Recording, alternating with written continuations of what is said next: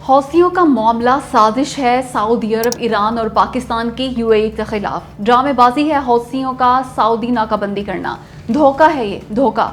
इसका असल मकसद ये है कि पाकिस्तान कार्रवाई करके यमन में मौजूद यूएई की प्रॉक्सी एसटीसी को कुचल डाले। दोस्तों, ये मैं नहीं कह रही बल्कि ये कह रहे हैं ट्विटर पर मौजूद यूएई के हिमायत याफ्ता मुख्तलिफ अकाउंट्स। ऐसे अकाउंट्स जो हैं तो गैर सरकारी, मगर उनके जरिए बयानियां बनाती है यूएई की हुकूमत।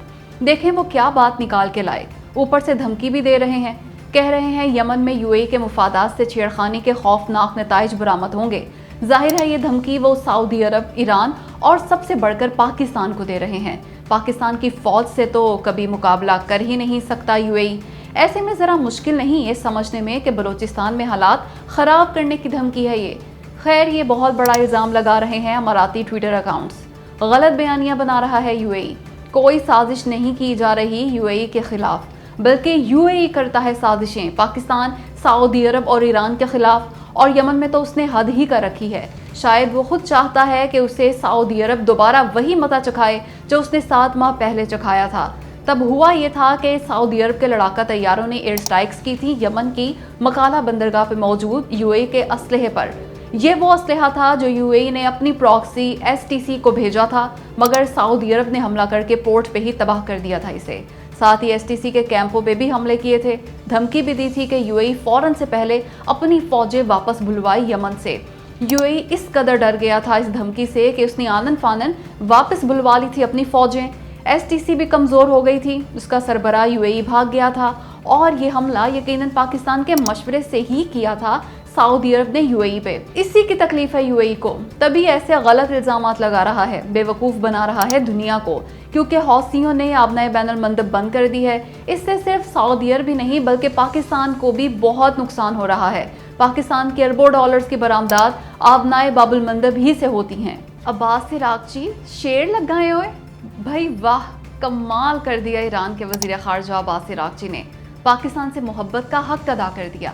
इराक की सालसी या पैगाम रसानी को लिफ्ट ही ना कराई। साफ कह दिया पहले ही सालिस बहुत हैं, यानी पाकिस्तान सालिस है वही मंजूर है हमें, आपकी ज़रूरत नहीं।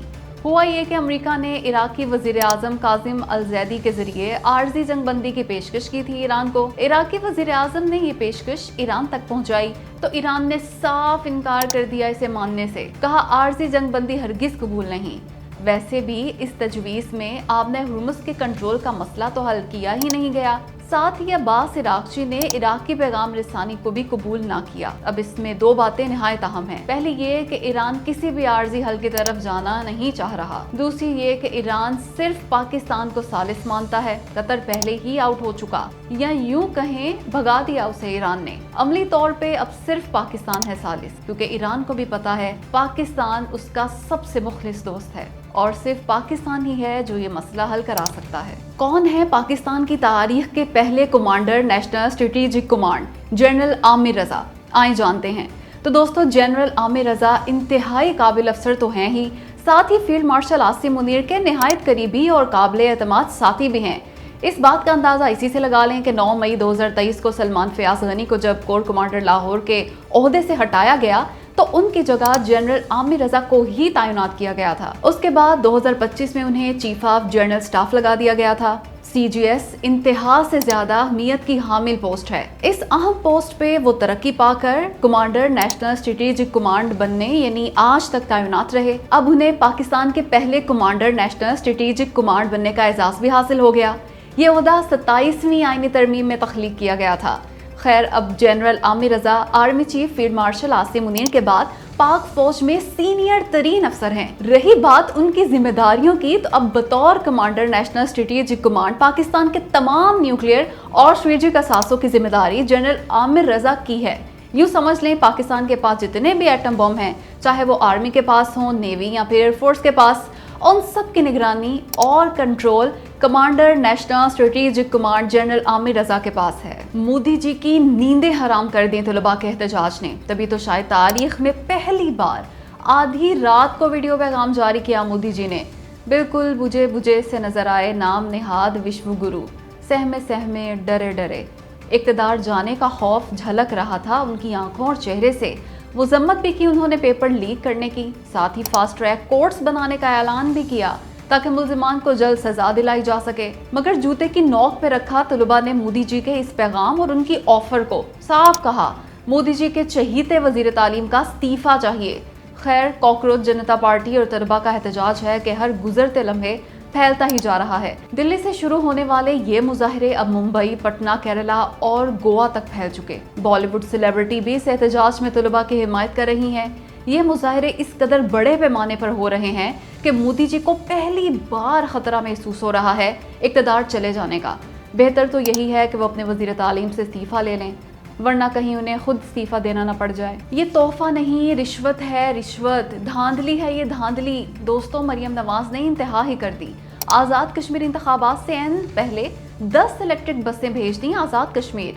कोई है जो पूछे, कोई है जो एक्शन ले? आखिर कैसे एक सूबे की वज़ीर आला ये काम कर सकती है? इंतखाबात से पहले कहाँ होता है ये सब? आज़ाद कश्मीर के अवाम का इतना ही दर्द था तो साल पहले दे दी जाती उन्हें ये 10 बसें। लेकिन इंतखाबात से पहले देने का सिर्फ और सिर्फ एक ही मकसद है, और वो है इंतखाबात पे असरअंदाज होना, नून लीग को वोट पड़वाना सरकारी वसाइल इस्तेमाल करके। पहली बात तो ये कि पाकिस्तान के वज़ीर आज़म, सूबों के वज़रा आला, वफाकी और सूबाई वज़रा वगैरह को कैंपेन की इजाज़त ही नहीं होनी चाहिए आज़ाद कश्मीर इंतखाबात में। मगर जलसा किया वज़ीर आला पंजाब मरियम नवाज ने, और साथ ही ये 10 इलेक्ट्रिक बसें भी भेज दी वहाँ। इन बसों पे मरियम नवाज की तस्वीर भी है। शायद सो रहा है आज़ाद कश्मीर का आज़ाद इलेक्शन कमीशन, वरना ये इंतखाबी धांधली कभी ना होने देता। खैर, अब भी वक्त है, उम्मीद है आज़ाद कश्मीर का इलेक्शन कमीशन इसका नोटिस लेगा, वरना तो सब वज़ीर आला यही काम करना शुरू हो जाएंगे।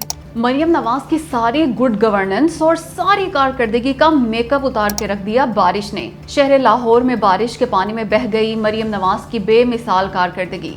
बल्कि जौहर टाउन और इकबाल टाउन में तो गड्ढे में गिर गई और फिर मिट्टी डाल के दफन कर दिया गया इसे। दोस्तों, जौहर टाउन मेन बुलेवार्ड, जिसे शौकत खानम रोड भी कहा जाता है, ये दोबारा तामीर करवाई थी मरियम सरकार ने, और इस सड़क पे 3 मुख्तलिफ मकामात पर बड़े बड़े गड्ढे पड़ गए बारिश से। और बारिश पता है कितनी हुई थी जौहर टाउन में? सिर्फ 81 मिलीमीटर, यानी कोई ज्यादा बारिश नहीं थी, ये मामूली बारिश थी जिसने 3 मकामात पे गड्ढे डाल दिए।